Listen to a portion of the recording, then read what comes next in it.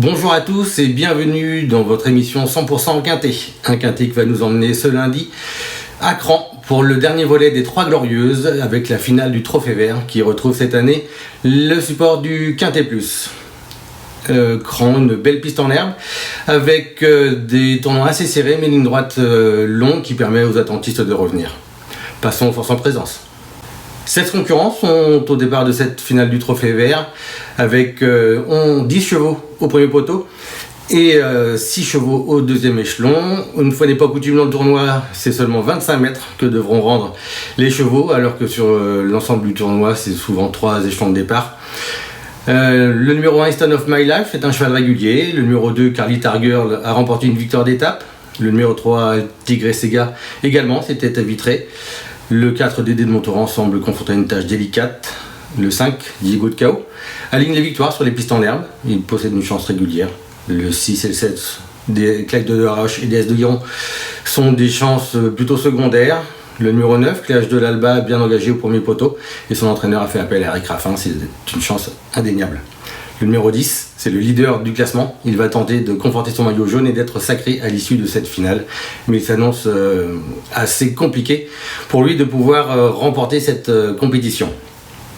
Au second poteau, Jean-Michel Bazir délègue Fréja Dupont en pleine forme. Le numéro 12, ce retour d'Oscar, vient de faire un retour victorieux au Sable d'Olonne. Il sera confié à Jean-Philippe Monclin. Le numéro 13, Duel du Gers, n'est autre que le tenant du titre. Le 14, Brillant Madrid, qui a déçu récemment, mais il faudra le racheter.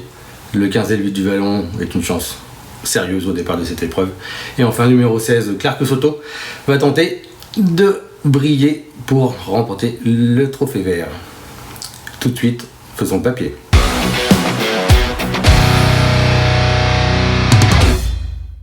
En tête de ma sélection, j'ai placé le numéro 15, Elvis du Vallon. C'est un cheval que l'on connaît très bien, à très bon niveau. C'est un redoutable finisseur qui s'entend particulièrement avec David Thomas.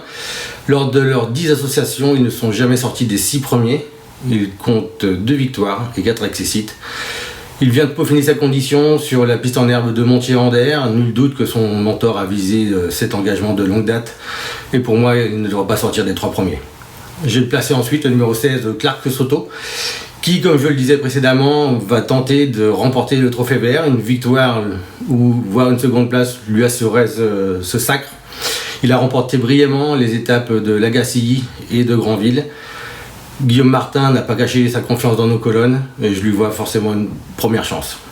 J'ai placé ensuite entre les positions numéro 13, Duel du Gers, qui n'est autre que le tenant du titre de cette finale. Mathieu Brivard n'a pas caché non plus sa confiance dans nos colonnes. Il est très confirmé sur les pistes en herbe. L'année dernière, il avait fait feu de tout bois sur cette surface.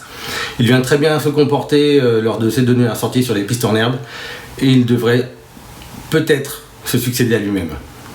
J'ai ensuite placé le numéro 11, Fréja Dupont. On ne peut pas faire sans Jean-Michel Bazir dans un quintet. La jument a mis du temps à retrouver son bon niveau, mais c'est désormais sauce faite. Elle l'a prouvé en remportant l'étape de Royan.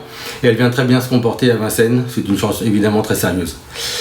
Le numéro 9, Cache de l'Alba, n'a pas toujours été très chanceux dans ce tournoi cette année. Son mentor réalise une saison exceptionnelle. Il ne cesse de remporter des victoires tout au long de l'été. Et il a fait appel à l'insatiable Eric Raffin pour mettre tous les atouts de son côté. C'est un outsider très intéressant. J'ai ensuite placé le numéro 5, Diego de Cao, qui reste sur 5 victoires sur les pistes en herbe, dont la dernière dans l'étape de Montier-Anders. Certes, l'opposition n'était pas la même, mais le cheval est tellement en forme et tellement performant sur les pistes en herbe qu'on est obligé de lui garder une chance en fin de combinaison.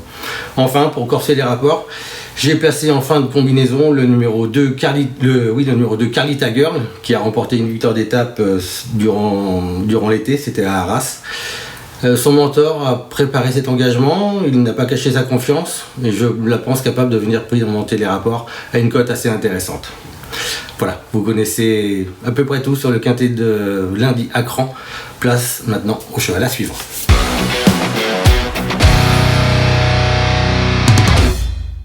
Je vous conseille de suivre le numéro 10, le 910 dans la 9e grande soirée.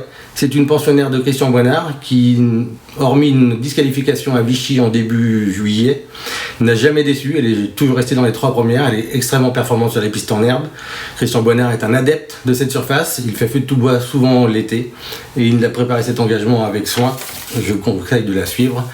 Grande soirée, le 910. Voilà, l'émission 100% Quintet se termine.